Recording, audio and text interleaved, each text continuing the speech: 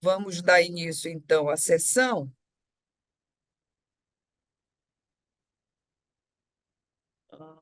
Só mais um minuto.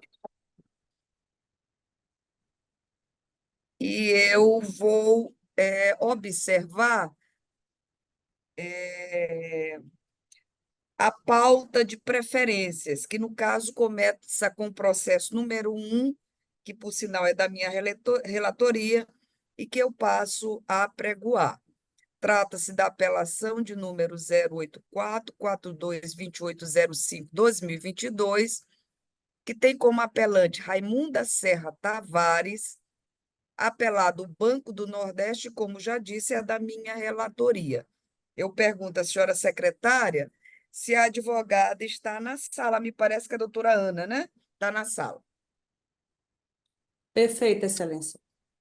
Só um minuto, desembargadora, está com problema novamente aqui o ingresso da desembargadora Oriana, porque não é só a Mas imagem, não não é é só só a imagem, ela não está na sala. como ela não está na sala, ela não está Ela não presente aí? está aqui presente, só que ela não está aqui na gravação que nós estamos.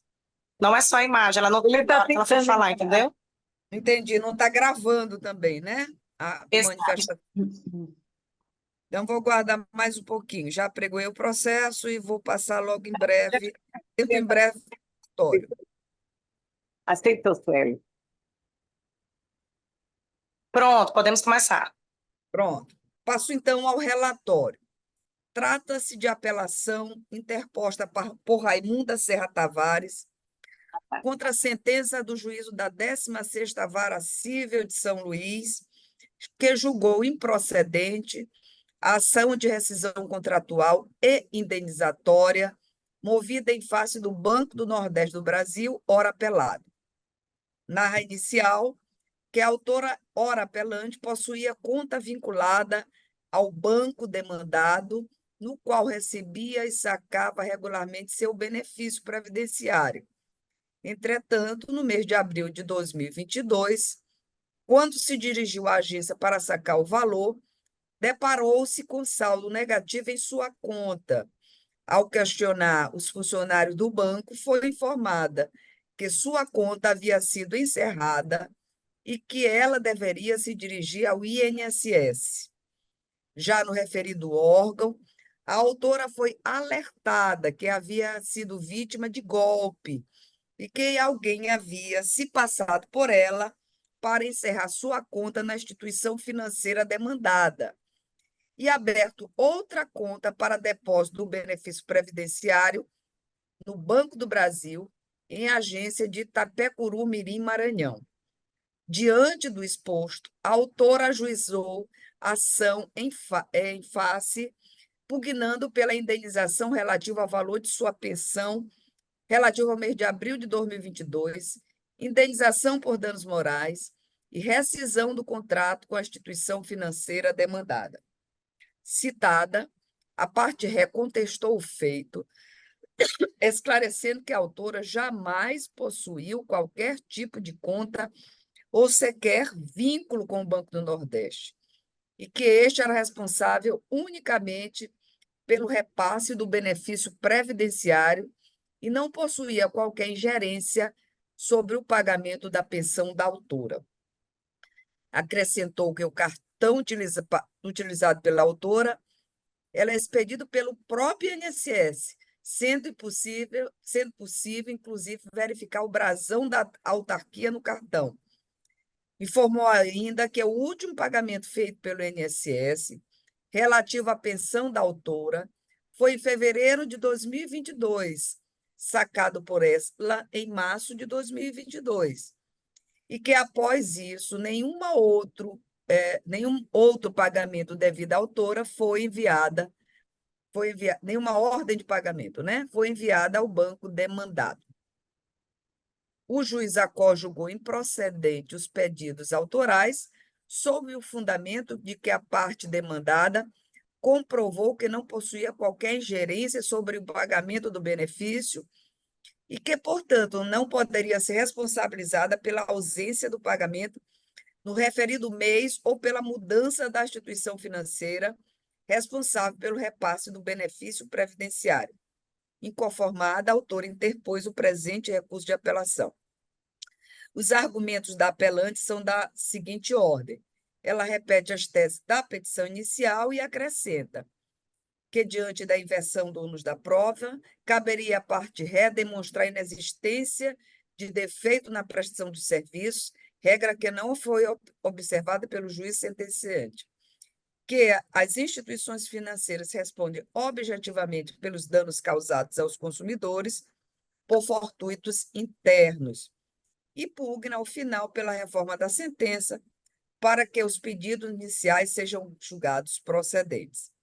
Já o apelado defendeu a manutenção da sentença pelos mesmos argumentos já expostos na contestação.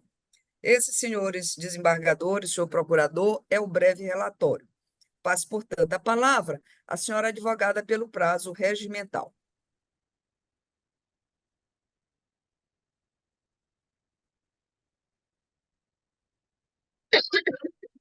A senhora está com o fone desligado, com o som desligado, doutora Ana. Perdão. Boa tarde a todos e a todas. Colenda Quinta Câmara Civil. Saúdo a todos, na pessoa da excelentíssima senhora desembargadora relatora Sônia Maria Amaral Fernandes Ribeiro, na pessoa do excelentíssimo senhor doutor desembargador Sebastião Joaquim Lima Bonfim, e na pessoa da excelentíssima senhora desembargadora Oriana Gomes. Cumprimento também o procurador Joaquim Lobato, aos quais me dirijo com a grata satisfação em merecer vosso precioso tempo.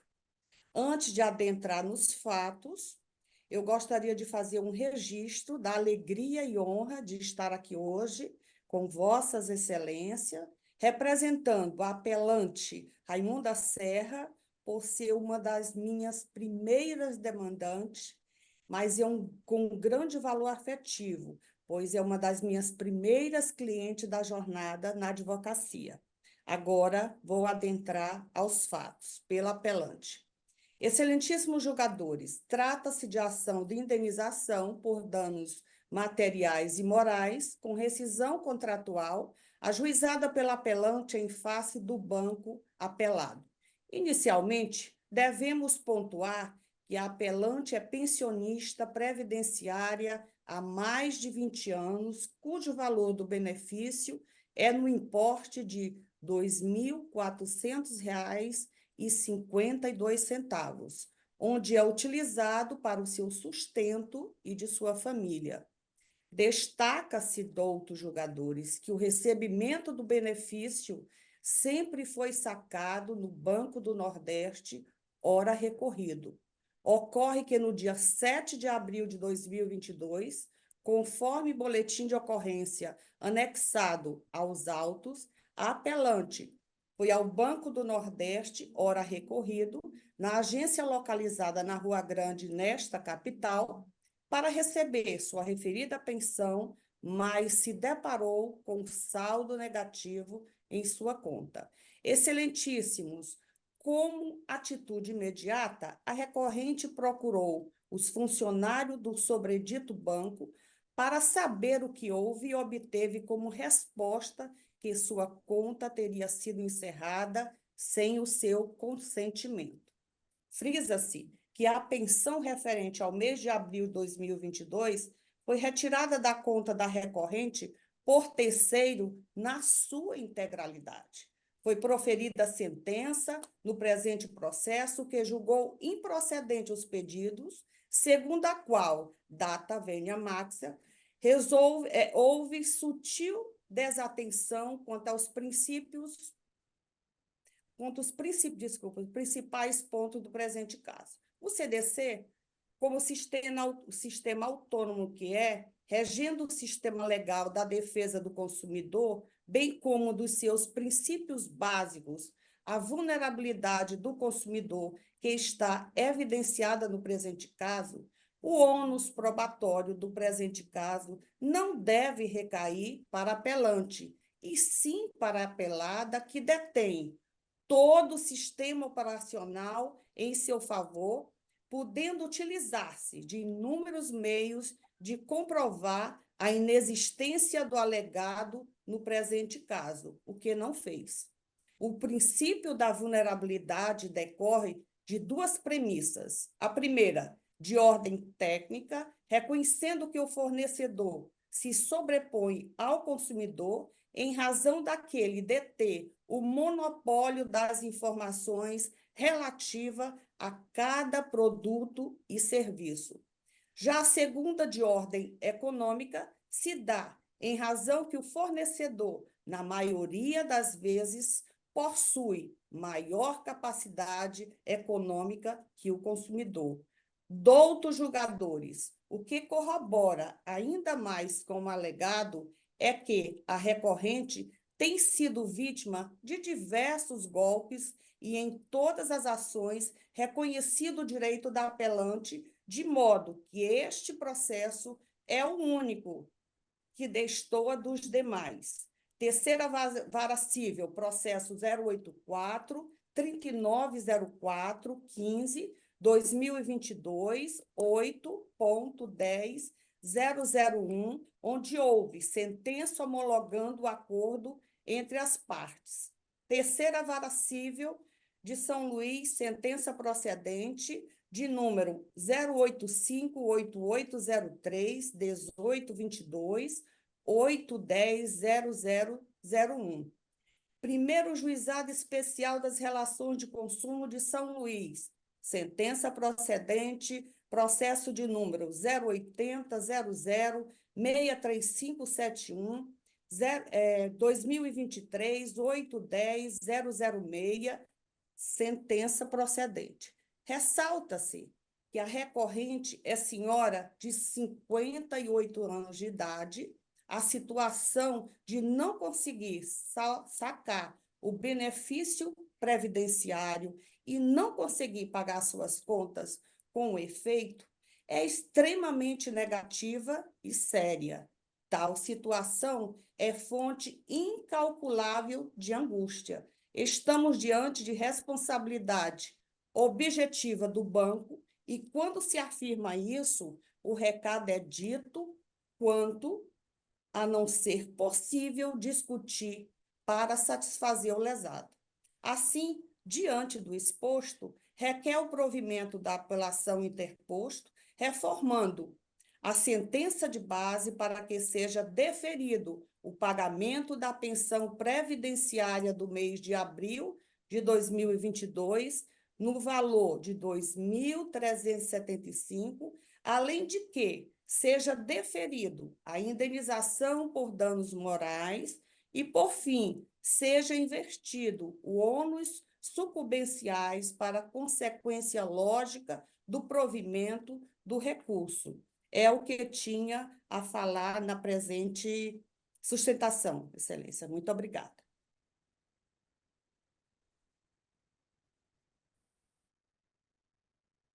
Obrigada, doutora Ana. Pergunto ao doutor Lobato se deseja se manifestar ou se o Ministério Público prefere não se manifestar em face da matéria. Boa tarde, doutora Sônia Amaral, doutor Sebastião, doutora Oriana, que é um prazer rever há algum tempo que eu não via, e a advogada que tive agora há poucos momentos. Essa pauta, doutora Sônia, da desembargadora Sônia Amaral, que é de direito privado, eu tenho aqui os 8 processos e todos eles estão que não tramitaram aqui na nossa procuradoria. Entendo eu, porque, como se trata dos interesses do banco, o que eu menciono é que tem uma prioridade naquelas pessoas que forem maior de 60 anos, né, que a própria lei permite, e o Ministério Público, em todos os processos, como eu tenho aqui, que não tramitaram aqui, não vieram para a Procuradoria, eu não tenho como me manifestar nesse momento, a não ser como custo-leste, como fiscal da lei. Muito obrigado. Obrigado, doutor Lobato. Obrigado, doutor Lobato. Doutora Ana, eu começo dizendo que eu não conheço os demais processos das outras varas e não sei se estamos a tratar da mesma coisa, porque nesse caso específico, e vou passar a justificar as razões, Infelizmente, a parte não me parece, a sua constituinte, a apelante, não parece ter razão. Digo isso, repito, com muito pesar, porque sei que é uma pessoa que vive de salário mínimo, mas acontece que os fatos não lhe são favoráveis e vou, repito, começar a dizer as minhas razões e começo dizendo que os requisitos recursais intrínsecos e extrínsecos estão preenchidos, razões pelas quais eu conheço do recurso. Sobre a matéria em si, após análise dos autos e da decisão impugnada, constata-se que a pretensão recursal não merece amparo, vez que a sentença do juiz Acó se encontra irretocável. Consoante relatado, gira a lide em torno de suposto ato ilícito e falha na prestação de serviços praticado pelo banco demandado, que teria autorizado movimentação fraudulenta, que no caso seria saque e encerramento da conta por terceiros, na conta bancária utilizada pela parte autora para recebimento de seus benefícios. Aqui presta atenção, chama atenção para que o nome que a advogada da apelante dá àquela relação, conta bancária. Contudo, consoante explicado pela parte ré e bem pontuado na sentença, as alegações da parte autora se baseiam em premissa fática completamente equivocada, de que a autora possuía conta bancária na instituição financeira demandada. Extrai-se das provas dos autos que, de fato, a conduta da parte ré se limitava a efetuar o repasse do benefício previdenciário à ordem do INSS, sem que o valor, de fato, ficasse reservado em uma conta bancária de qualquer modalidade. O cartão utilizado pela autora para fazer o saque foi expedido pela autarquia federal e nele não há qualquer informação acerca de conta bancária. Tudo isso conforme previsão legal constante da Instrução Normativa do INSS de número 77/2015. Artigo 516, que trata desse tema. Os benefícios poderão ser pagos por meio de cartão magnético, essa é uma modalidade.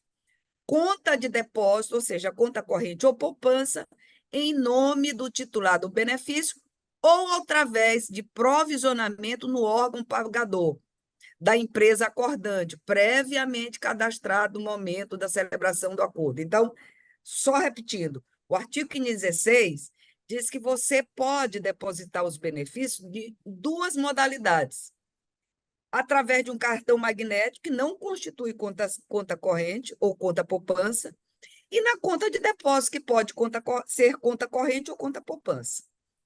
E diz ainda o parágrafo 1º e 2º do artigo 516. O pagamento através de cartão magnético, que é essa modalidade que nós estamos discutindo, será um procedimento usual, não sendo permitida, nesse caso, ao beneficiário, a opção pelo banco de recebimento. Nem isso o usuário faz, é o INSS, né? Nem o banco também. Parágrafo 2º. No momento da inclusão do benefício na base de dados do sistema informatizado, o crédito do beneficiário será direcionado à rede bancária de acordo com as regras definidas em contrato firmado entre o INSS e as instituições financeiras. Terceira, o pagamento poderá se realizar através de conta corrente ou poupança, por opção do beneficiário, representante ou representante legal, assinado conforme anexo X, desde que a instituição financeira esteja dentre aquelas que possuem contrato firmado junto ao INSS, conforme regras vigentes. Veja-se, portanto, nos termos da norma supracitada, o pagamento dos benefícios previdenciários podem ser feito por cartão magnético ou por conta de depósitos. Na primeira opção, o beneficiário, utilizando o simples cartão expedido pela própria autarquia, se dirige a uma agência bancária designada pelo INSS, normalmente escolhida de acordo com a residência do beneficiário, e a lá efetua o saque. E não existe aqui qualquer relação contratual entre o beneficiário e a instituição financeira. Na segunda opção, o beneficiário poderá direcionar o pagamento a uma conta bancária já existente, de sua titularidade, desde que haja convênio entre a instituição financeira e o INSS. Pela análise das alegações das partes e provas colacionadas, resta claro que a situação da autora se enquadra na primeira opção, ou seja, um cartão simplesmente para saque, que foi disponibilizado pelo INSS. Por vezes é comum que o beneficiário portador de simples cartão magnético, ao se direcionar à agência para realizar o saque, receba da instituição financeira a oferta de abrir uma conta corrente propriamente dita, com mais recursos e serviços. Nos casos dos autos, essa opção nunca foi escolhida pela autora em relação à instituição demandada. Inclusive, em análise dos comprovantes de saque juntados pela própria autora, consta até mesmo publicidade do Banco do Nordeste, oferecendo justamente a possibilidade de abertura de uma conta na instituição. Outro sim, a parte ré, em depoimento pessoal, forneceu detalhada explicação acerca do modo de pagamento do benefício pelo INSS, bem como da relação mantida entre a instituição financeira e a autora, que se limitava ao repasse da quantia depositada pelo órgão previdenciário. Tais fatos confirmam a tese da parte ré de que não possuía qualquer ingerência sobre o pagamento do benefício da autora. Assim, se houve mudança da instituição financeira destinatária do pagamento, de forma alguma, essa alteração pode ser atribuída à parte demandada, pois sequer possui autonomia para isso. Em outras palavras, a alegação de que um terceiro havia se passado pela autora e encerrado sua conta no Banco do Nordeste não procede, já que tal conta jamais existiu em primeiro lugar. Na espécie, caso realmente estejéssemos diante de um caso de fraude, é mais provável que ela tenha ocorrido perante o INSS e a outra instituição financeira na qual foi aberta uma conta em nome da parte autora para recebimento do benefício. De todo modo, ainda pode-se cogitar a ocorrência de falha na prestação de serviços pela instituição requerida, se demonstrado que esta, mediante fortuito interno, autorizou o saque de alguma quantia por terceiro não autorizado. Contudo, também não é esse o caso dos autos. A autora afirma que o último saque efetuado por ela no Banco do Nordeste se deu em março de 2022. E, consoante se extrai dos documentos juntados por ambas as partes, este também foi o último mês em que o Banco do Nordeste recebeu o pagamento do benefício previdenciário da autora. Ou seja, o INSS não mais encaminhou para o Banco do Nordeste. Assim, não corresponde à verdade a afirmação da parte apelante de que a sua pensão relativa ao mês de abril de 2002 foi indevidamente retirada da sua conta na instituição requerida, pois as provas dos autos demonstram, sem margem para dúvidas, que tal valor jamais esteve disponível do Banco do Nordeste. Em outras palavras, o INSS, que repassava o dinheiro, nunca repassou tal valor para o Banco do Nordeste. Por quê? Terceiros, a partir do INSS ou daquela outra instituição financeira, que não é o Banco do Nordeste, realizaram mudança de recebimento.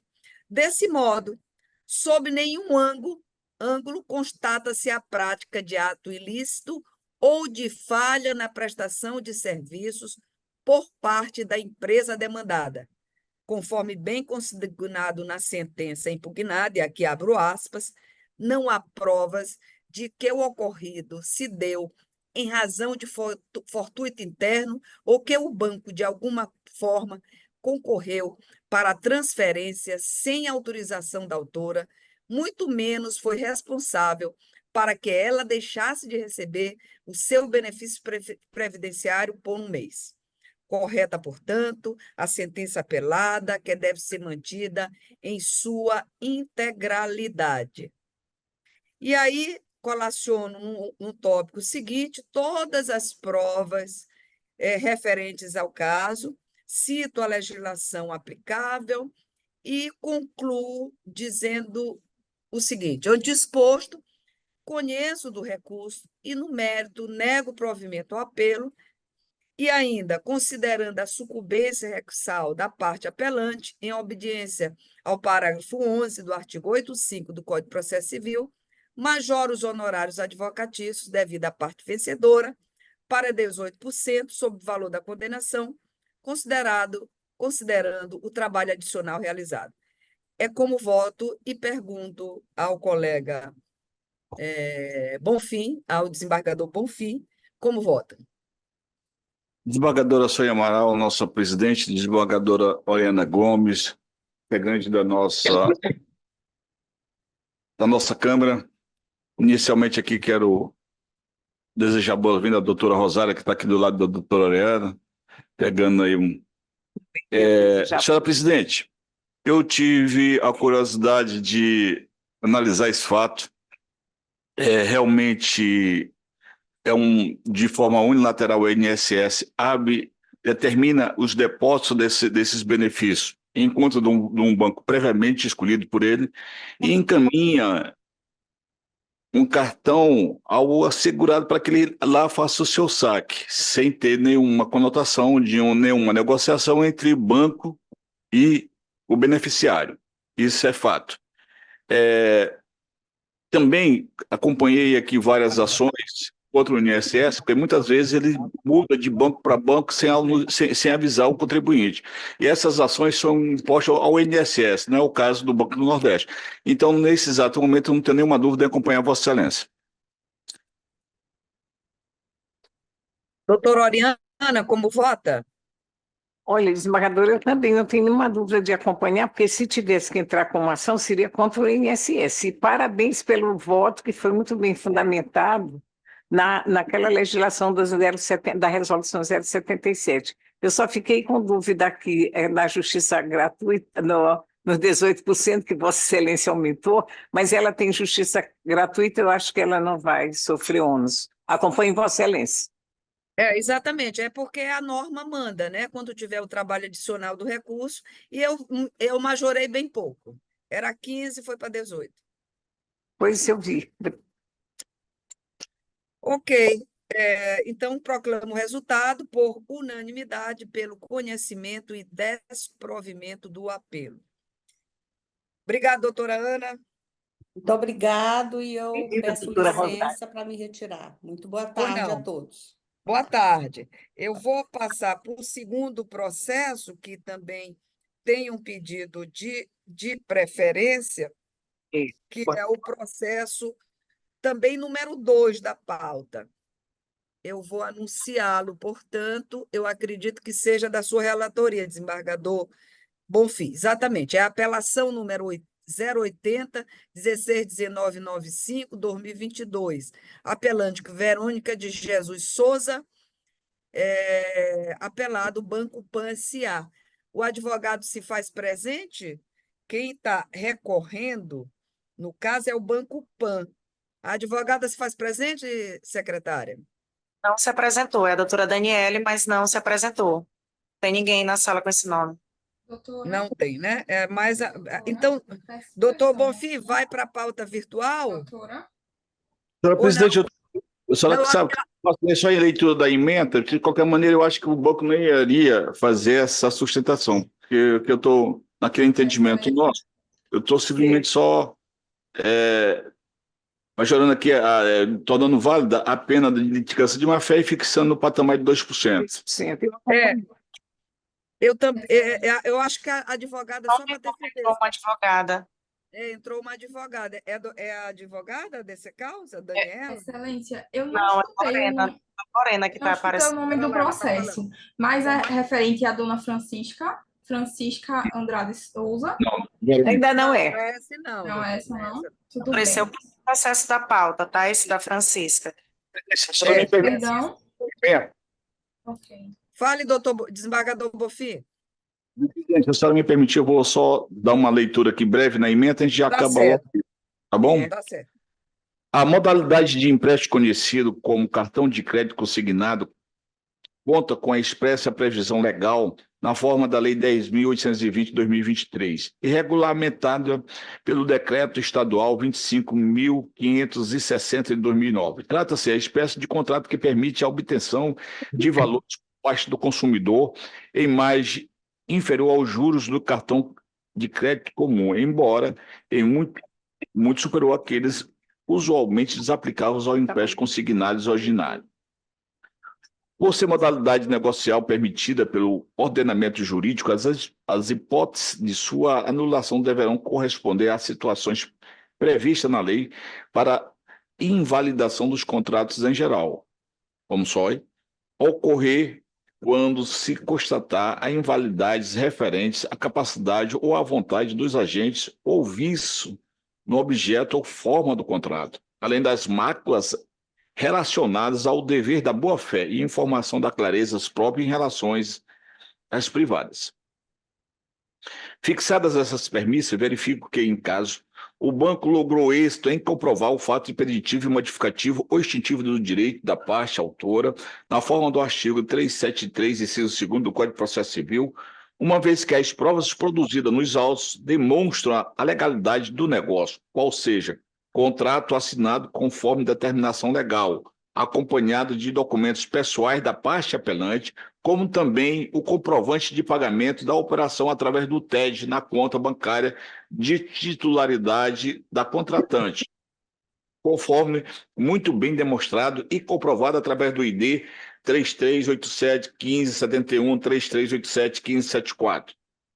Além disso, no corpo do contrato há texto claro indicando a modalidade do empréstimo a ser contratado, no qual especificada a incidência de juros mais altos em relação àquelas cabíveis aos empréstimos consignados comuns, sendo tudo devidamente assinado pela parte apelante, de forma que o dever de informação é a clareza que restou plena e legitimamente satisfeito. Assim, restando comprovado que o contrato foi validamente realizado junto ao banco, a parte recorrente não faz jus à indenização por dano moral, material e repetição de indébito.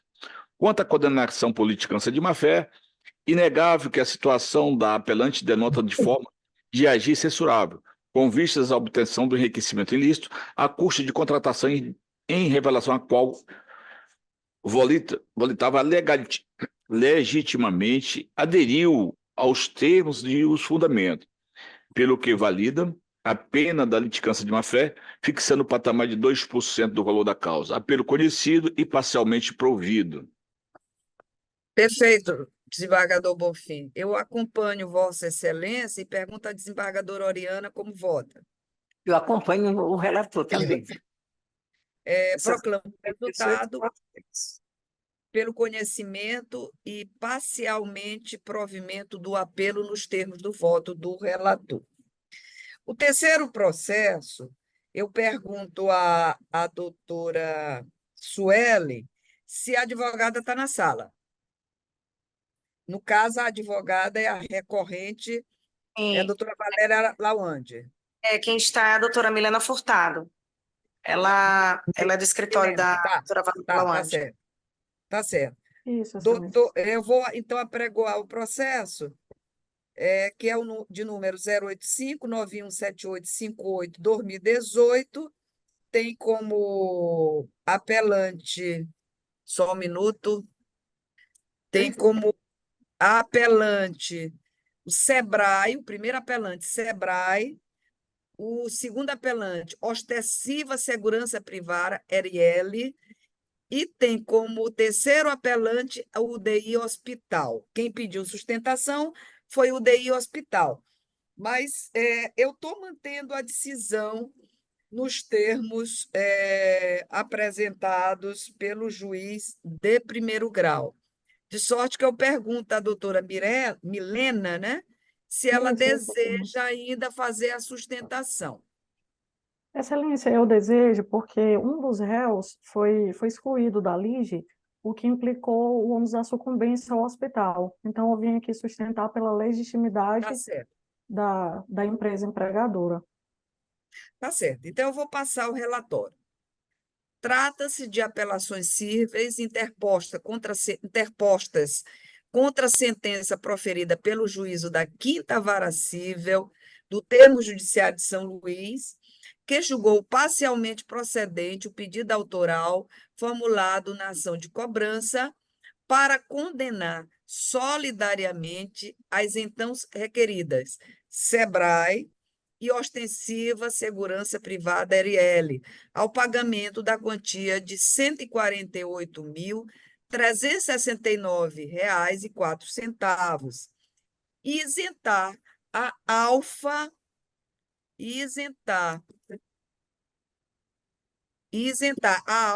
Empreendimento Serviço Limitada da responsabilidade, por entender não ser ela parte legítima para responder pelos débitos cobrados. Extrai-se dos autos que, no período de 21 de 6 de 2018 e 22 de 6 de 2018, a parte autora, UDI Hospital, Empreendimentos Médicos Hospitalares do Maranhão Limitada, prestou serviços hospitalares em favor de Domingos das Mercês Pacheco Machado, funcionário da empresa Alfa 5, Empreendimentos e Serviços Limitada, vítima de disparo acidental de arma de fogo causado por funcionário da empresa Ostensiva Segurança Privada Limitada. O fato descrito ocorreu nas dependências do SEBRAE, tomador de serviço de ambas as empresas, ou seja, da Ostensiva e da Alfa. Ato contínuo, a vítima foi levada até a UDI Hospital, onde foi atendida mediante a assinatura de termo de responsabilidade pelos prespostos do SEBRAE e da Ostensiva Segurança Privada Limitada. Na ocasião, foram geradas duas contas referentes às despesas hospitalares, sendo a primeira referente ao atendimento de emergência no importe de R$ 2.648,42 e a segunda relativa à internação no valor de R$ 145.720,62. A parte autora assevera que não recebera pelos serviços prestados, apesar das tentativas administrativas nesse sentido.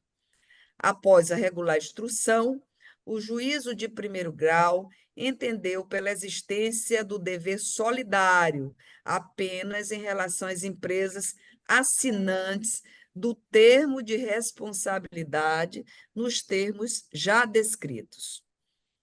O que argumenta a primeira apelante? Preliminarmente, argumenta que é parte ilegítima ante a inexistência de vínculo empregatício em relação ao agente do fato, no caso, aquele da ostensiva. Alega que a empresa Alfa 5 não poderia ter sido excluída da lide, pois, sendo a empregadora da vítima, deve ser obrigatoriamente responsabilizada. Aduz que deve ser reconhecida a ilegalidade da conduta da UDI Hospital em exigir pagamento prévio para a realização do atendimento do paciente. Diz ainda que o termo de responsabilidade contratual assinado pela senhora Barba Eliodora Itapari Nicolau, encarregada da gestão de contratos de terceirização que versam sobre a empresa, foi celebrado em virtude do premente risco de vida que corria a vítima, que o apelante não concorreu para os fatos que ensejaram o atendimento hospitalar da vítima e, por isso, não deve ser responsabilizado. Alternativamente, caso se entenda pela responsabilização do apelante, que este seja condenado a responder em caráter subsidiário e não solidário.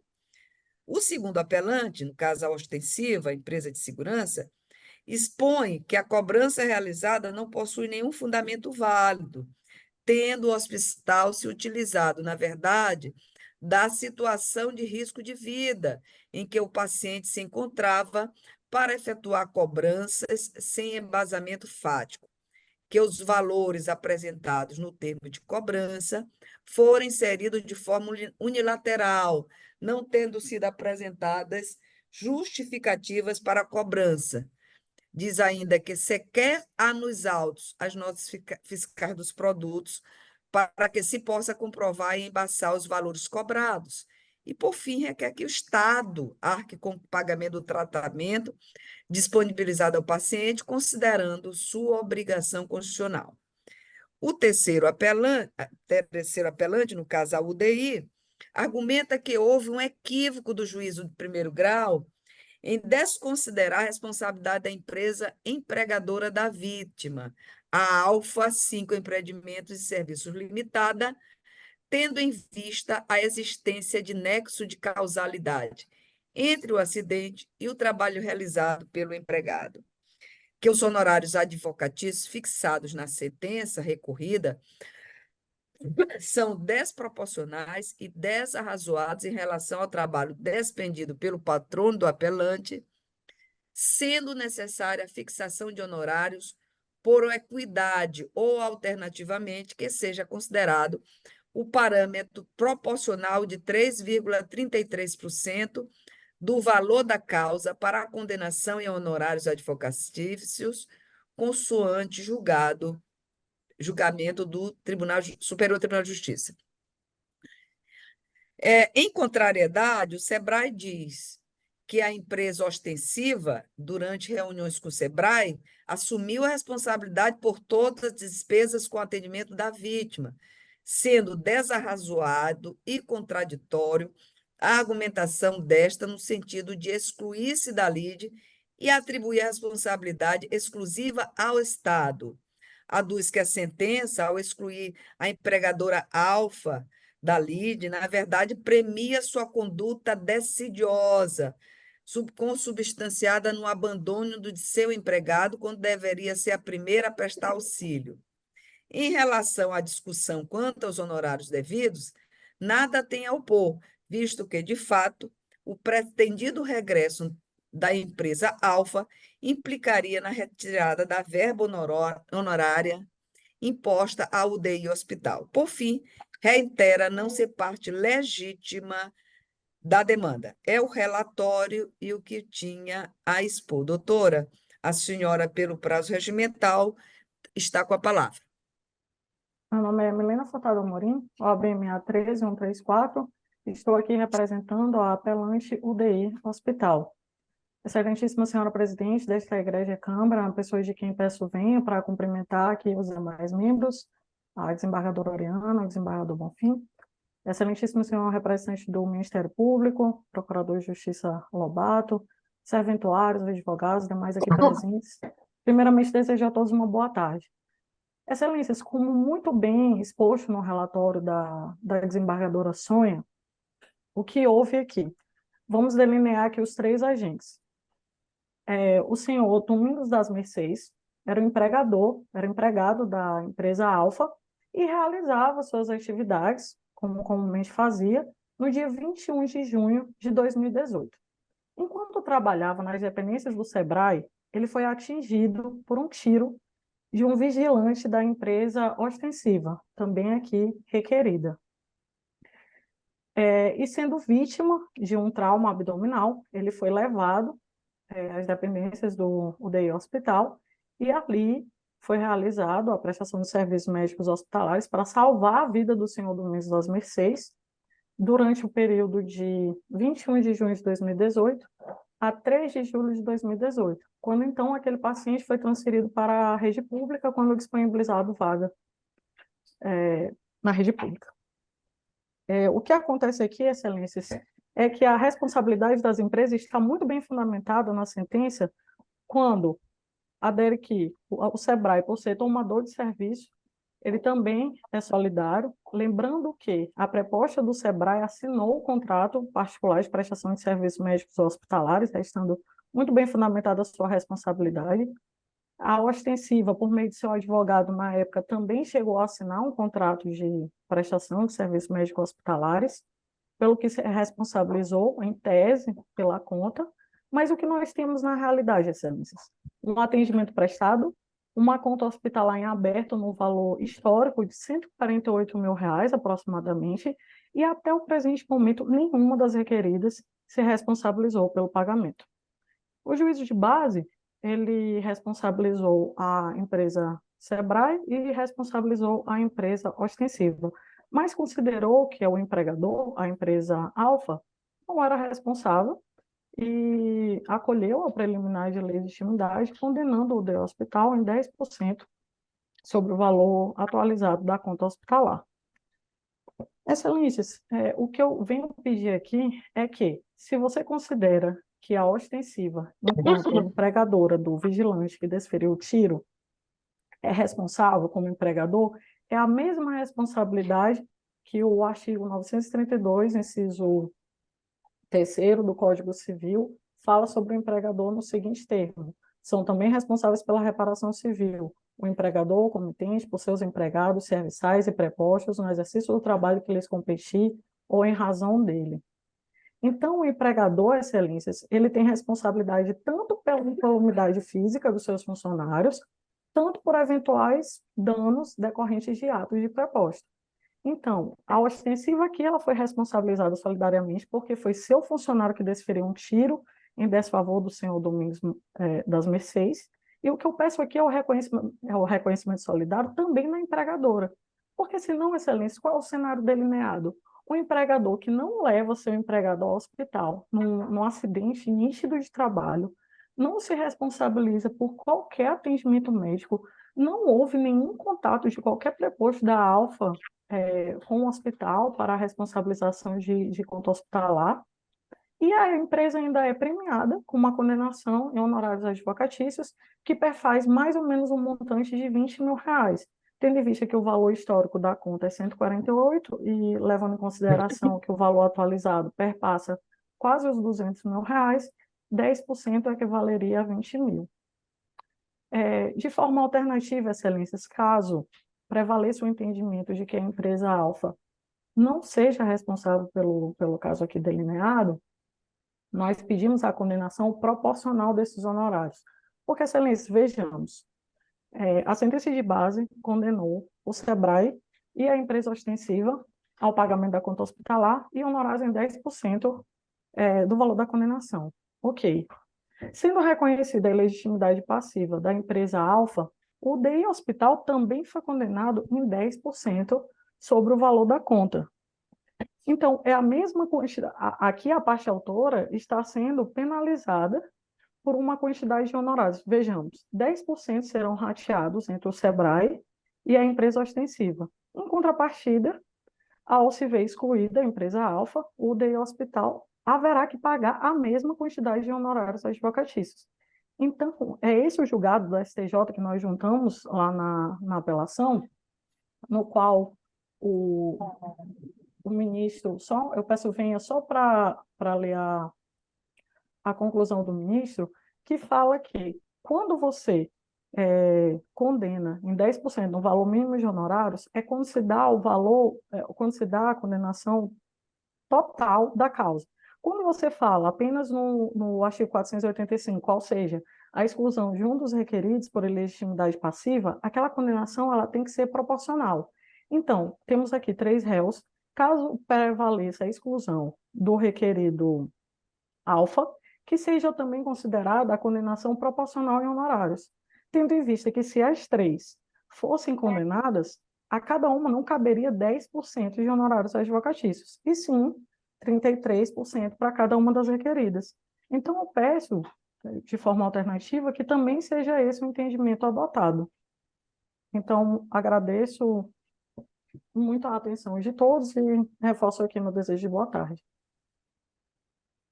Obrigada, doutora Milena. Eu pergunto ao Ministério Público, doutor, apesar de entender que não era caso também de remessa ao MP, se Vossa Excelência gostaria de se manifestar. Doutora Sônia, eu ouvi atentamente a defesa da doutora Milena e eu entendo que, principalmente na parte dos honorários, ela tem razão e Vossa Excelência com certeza vai adequar ou já tem o relatório, principalmente nessa parte aí que ela mencionou. É como me manifesto. Obrigado. Obrigada, doutor Lobato. Passo, portanto, a leitura do voto. Inicialmente, afirmo que os requisitos recursais, tanto intrínsecos como os extrínsecos, estão presentes, razão pela qual eu conheço da apelação. Começo agora a falar da primeira preliminar, que trata da ilegitimidade passiva do SEBRAE e da legitimidade passiva da ALFA, da ilegitimidade do SEBRAE e legitimidade da ALFA. Sustenta o primeiro apelante que não seria parte legítima para compor o polo passivo da ação ao argumento que não concorrera omissiva ou comissivamente para o sinistro, tampouco assumir a responsabilidade sob pagamento das despesas reclamadas pelo hospital. Nesse ponto, aduz que quem as reconheceu foi a empresa ostensiva, fazendo-a tanto perante o hospital quanto junto ao SEBRAE. A referida preliminar, no entanto, não merece acolhida e passo a explicar. É que o tratamento médico hospitalar realizado em favor do senhor Domingos das Mercês Pacheco Machado, cuja presente ação visa o ressarcimento dos gastos pelo hospital, consta como autorizado por consentimento de representante do ora apelante, no caso SEBRAE, conforme se extrai do ID 33.039.171, razão pela qual não há que se falar em estado de perigo. Artigo 156 do Código Civil, ou coação a invalidar a obrigação assumida. Nesse ponto, especificamente, as cláusulas 8 e 12 do instrumento contratual trazem a seguinte previsão: a afastar qualquer desconfiança acerca do consentimento emitido e devidamente documentado. Aspas, para o inciso 8, melhor, a cláusula 8. O paciente responsável declara estarem obrigados a saldar os pagamentos em caráter solidário, independente de ordem de nomeação, de toda e quaisquer quantias devidas em razão do tratamento médico hospitalar prestado ao paciente ou de eventuais quantias não cobertas pelo plano seguro de saúde. E a cláusula 12, o paciente, o responsável, declaram estar ciente de que todos os pagamentos devidos à UTI hospital, em virtude da internação ocorrida, deverão ser realizados até o momento da respectiva alta, considerando-se vencidos a partir da referida data. O mesmo entendimento, contudo, não pode ser aplicado em relação à empresa Alfa, como requerida em sede recursal, tanto pelo SEBRAE quanto pela UDI, porquanto inexiste nos autos qualquer prova no sentido de que esta tenha se submetido às responsabilidades perante o hospital requerente. Nesse contexto, o pagamento das despesas médicos hospitalares devem recair sobre quem assinou o termo de internação e tratamento do paciente, não sendo esse o caso desta última. Por tais razões, correta a sentença quando rejeitou a preliminar de ilegitimidade passiva do SEBRAE e quando excluiu a Alfa Empreendimentos e Serviços Limitados da LIDE, entendimento que mantenho integralmente. Passo, portanto, ao segundo tópico, da legalidade das cobranças relativas aos serviços médicos hospitalares. Vejo que não assiste razão aos apelantes. Bota logo a primeira, né? É a primeira. Vamos votar primeiro Tem essa alguém? preliminar. Ah, sim, a preliminar. Desculpa, desembargador Preliminar. Bonfim, a gente vai lendo e acaba indo embora, mas Vossa Excelência tem razão. Sobre as preliminares, como Vossa Excelência vota? Minha presidente, desembargadora Sônia Amaral, desembargadora Oriana, eu não concordo com a decisão, com a fundamentação da ilustre relatora, apenas por um aspecto. E foi muito bem pontuado pela ilustre advogada, que fez o uso da tribuna. Primeiro, aqui tem uma parte que tem um crédito a receber e ela está sendo penalizada com honorário advocatício, que é uma loucura isso. Eu nunca vi isso na vida. Certo? A parte... Desembargador, calma aí, vou chegar lá. Então, esse é fato.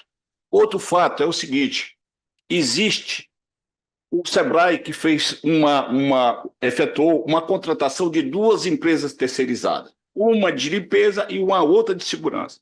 Durante o trabalho, a arma do vigilante cai, e essa arma vai atingir uma funcionária da terceira empresa terceirizada, que é da limpeza.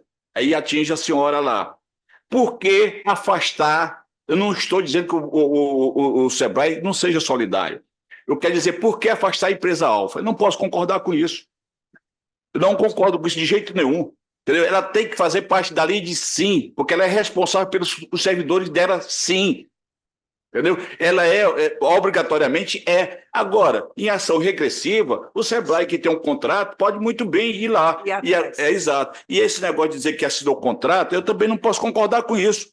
Entendeu? Porque a pessoa que vai levar um doente, eu não posso deixar ele ficar agonizando até a empresa dele vir para assinar isso. Né? Tem que assinar. Aquilo ali, todo mundo nós fazemos isso e isso é notário. Então, eu não concordo com a rejeição da preliminar. Eu também acompanho Vossa Excelência, não concordo, acho que é obrigação solidária. É solidária de todo mundo aí. Entendeu? Depois a gente vai ver de quem é a coisa. Tá certo. Desembargador, então a preliminar foi. Isso foi por. Ela está rejeitando, nós estamos acolhendo, porque ela excluíram a Alfa. Eu estou acolhendo a preliminar. Para manter a Alfa no polo passivo. Para manter a Alfa no polo passivo. Né, da UDI. Exato, porque é o seguinte, a UDI aqui eu já só queria proclamar o resultado. Desembargadora Irena, como é que a senhora vota? Acompanha o desembargador Bonfim? Desembargador, divergência. Tá certo. Então, eu vou continuar o voto e já consignando, Sueli. Não, desembargadora, não. Porque é o seguinte, se a preliminar for acolhida, eu acho que não temos que ir para o mérito. Não, mas é porque tem outras questões a serem. Mas a primeira preliminar já foi acolhida. Bem, ela foi acolhida, mas existe uma discussão se a cobrança da UDI também é válida. A UDI. Preliminar. É lógico, outra. Não, mas, nós presidente, vamos... eu acho que o direito é bom por isso, porque nós estamos discutindo. Veja bem, eu, no meu entendimento, não estou entrando no mérito, mas eu acho que a UDI aqui é uma pessoa que está atrás de receber seu crédito, não de pagar a conta. Eu sei, desembargador, mas outro detalhe. Se nós colocamos, se a turma, por maioria, está acolhendo a preliminar, só tem que pôr em diligência para o exato, ou então chamar o colegiado, entendeu? O estendido, o código estendido, para saber se a senhora está com a razão ou não. Aí é o seguinte, aí se dá sequência aos demais pontos. Então eu me recuso a votar daqui para frente. Nós podemos também transformar, se a desembargadora Sônia me permite, transformar em diligência para que a Alfa venha aos autos. Exato, vai ter que ser feito. Até para ela fazer a defesa dela. Sim. A desembargadora Oriana agora tocou num ponto realmente válido. Se ela está sendo incluída, agora fechou. Esse é o argumento. Obrigado, desembargadora Oriana. Se ela foi incluída e se ela vai responder pela cobrança da UDI, ela tem de integrar o feito. Tem que integrar a NID. É isso que eu estou dizendo. Tem de integrar o feito. E ela vai comprar espaço.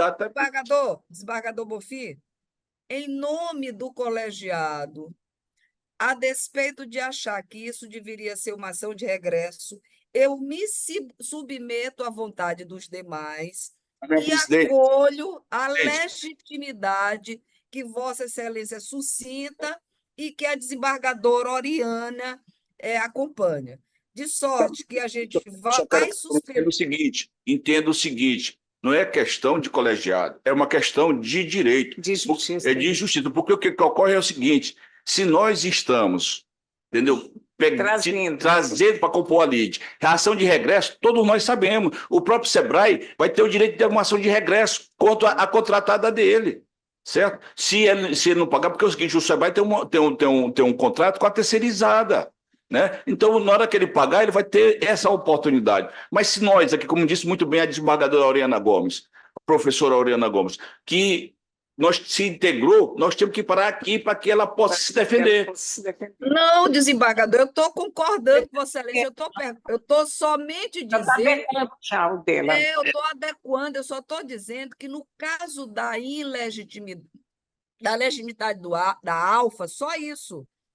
Sim, é isso que nós estamos dizendo, porque a ação de regresso, todas elas terão. Ela está. Eu continuo achando que é ilegítima, mas eu estou adequando a meu voto para suspender, para torná-la legítima, declará-la legítima, Vítima e ela suspender esse julgamento para permitir que a Alfa apresente as suas contrarrazões.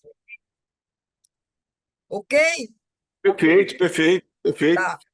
Porque ela não pode ser julgada sem ter direito de Perfeito. recorrer. Pronto. Então, passemos. Esse era o terceiro da pauta. Sueli, você pegou, né? Está como suspenso, não é? Desembargador? Suspenso e convertido em terminar com a diligência. reforma de diligência Para intimar a Alfa em face da preliminar acatada de legitimidade passiva, para ela integrar a lide.